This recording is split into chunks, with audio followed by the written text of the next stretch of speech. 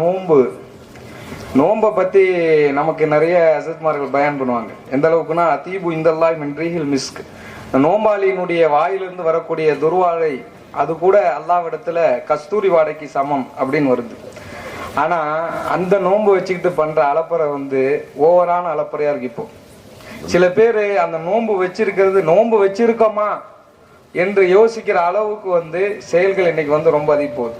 இல்லை குறிப்பா பாத்தீங்கன்னா காரி அவங்க சொன்னாங்க பாத்தீங்களா, சில பேர்கிட்ட கேட்டோம், உடனே போன் எடுத்து கராத் கேட்கறோம். முதல்ல கராத் தான் ஆரம்பிக்கிறாரு, எப்படி நிகழ்ச்சிக்கு ஆரம்பம் கராத்தோ கராத், அப்புறம் அப்படியே உள்ள ஒரு ரீல்ஸ் போறாரு, அப்புறம் ஒரு வீடியோ பாக்குறாரு, அப்புறம் அப்படியே போய் கடைசியில கராத் ஆரம்பிச்சவரு கடைசியில ரீல்ஸ்ல குத்து சாங்குல இருந்து முடிக்கிறார்.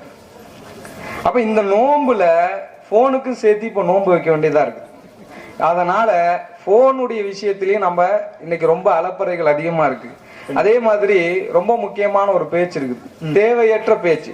பேசிட்டே இருக்கும்போது அடுத்தவனை போட்டு நல்லா கழுவிட்டு ஒழு செய்யும் போது தான் உறுப்பை கழுவுறாங்களோ இல்லையா, அடுத்தவனை போட்டு கழுவிட்டு எதுக்கு நம்ம வம்பு, நம்ம தான் நோன்பு வச்சிருக்கோம் எல்லாத்தையும் பேசிட்டு. அப்ப இது எல்லாமே இன்னைக்கு நோன்புல நடக்கிற பெரிய அலப்பறையா இருக்கு. குறிப்பா பெண்கள்கிட்ட யாரும் தப்பா நினைச்ச கூடாது.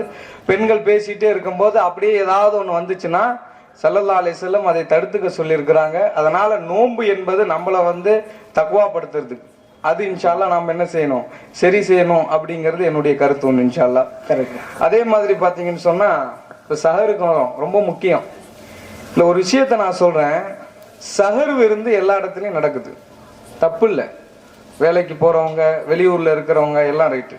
ஆனா ஒரு விஷயம் நல்லா கவனிக்கணும், ஜகாத்து கொடுக்கறவங்க அந்த சஹருக்கு ஜகாத் கொடுத்துட்டு அதே சஹர்ல போய் ஜகாத்து கொடுத்துட்டு சாப்பிடும் பொழுது எப்படி, இப்போ ஜகாத்துங்கிறது நம்ம கழிவு, கொடுத்த ஜகாத்து கொடுத்துட்டு அதுல போய் நம்ம விருந்துல கலந்துக்கிறோம்னா ஒரு என்கொயரியோட போறது தப்பு இல்லை. நீ ஜகாத்துடைய பணம் இருக்கா, இல்ல ஒரு ஆளே, சில இடத்துல ஒரே ஆளே செய்யறாங்க, இப்ப அங்க போய் சாப்பிடலாமா அப்படின்னு ஒண்ணு இருக்கு. அப்ப நம்ம என்ன செய்யணும், எங்க சஹர் விருந்தினாலும் டக்குன்னு நம்ம போயிடக்கூடாது. அது ஜகாத்துல செய்யறாங்களா, சதக்கால செய்யப்படுதா, இல்ல தனிநபர் சில பேர் செய்யறாங்க. நம்ம சேலத்துல நிறைய இடங்கள்ல நடக்குது, அது நம்ம கொஞ்சம் கவனிக்கணும். என்ன செய்யறாங்க தெரியுமா, நைட்டு தராவியில மெனு கார்டு போடுறாங்க. லால் மஸ்ஜித்ல என்ன, அங்க குஸ்கா தால்ச்சா ஆகாது. முகமது புரால் என்ன, கொஞ்சம் மட்டன் பிரியாணி, அங்க வேணா போலாம். 3 மணிக்கே போகணும், இல்லைன்னா கியூல நிக்கிற மாதிரி நிலைமை ஆயிரும். எங்கேயும் மெனு கார்டு போடுறாங்க. எங்க நோம்பு வைக்கிறதே உண்ணா நோம்பு சாப்பிடாம இருக்கிறதுக்குன்னா நைட்டே மெனுவை போட்டு, அதுல இன்னொன்னு நான் ஒரு குரூப்பை பார்த்தேன், இங்க இருந்து ஓமலூர் போறாங்க. ஏன்னா அங்க மட்டன் பிரியாணியில ஆம்பூர்கார் செய்யறாராம். என்ன ஈமான் பாத்தீங்களா, இன்னைக்கெல்லாம் சூழ்நிலை இப்படி இருக்குது. நோம்பு பரவாயில்ல, சேலத்துல எங்கெங்க சயர் சாப்பாடு செய்யறாங்கன்றது அசத்துல கேட்டு தெரிஞ்சுக்கலாம் இனிமேல்.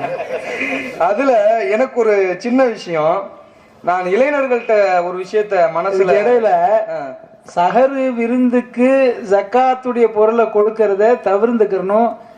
ஏன்னாக்கா ஜக்காத்துல பின்னாடி சொல்லுவோம், ஜக்காத்துல முக்கியமான ஒரு நிபந்தனை இருக்கு.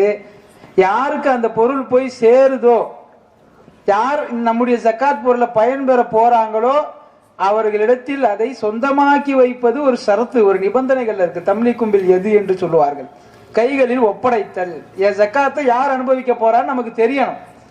சதக்காவில தான் பொதுவாகவே இஸ்லாத்துல ஃபர்லான காரியங்கள் எல்லாத்தையுமே வெளிப்படையா செய்யணும், எல்லாருக்கும் தெரியற மாதிரி. தொழுகை, ஃபர்லான தொழுகை எல்லாருக்கும் தெரியற மாதிரி செய்யணும். சுன்னத்து நஃபில் யாருக்கும் தெரியாத மாதிரி செய்யறது சிறப்பு. ஜக்காத்துல எப்படிதான் எல்லாருக்கும் தெரியற மாதிரி செய்யணும்.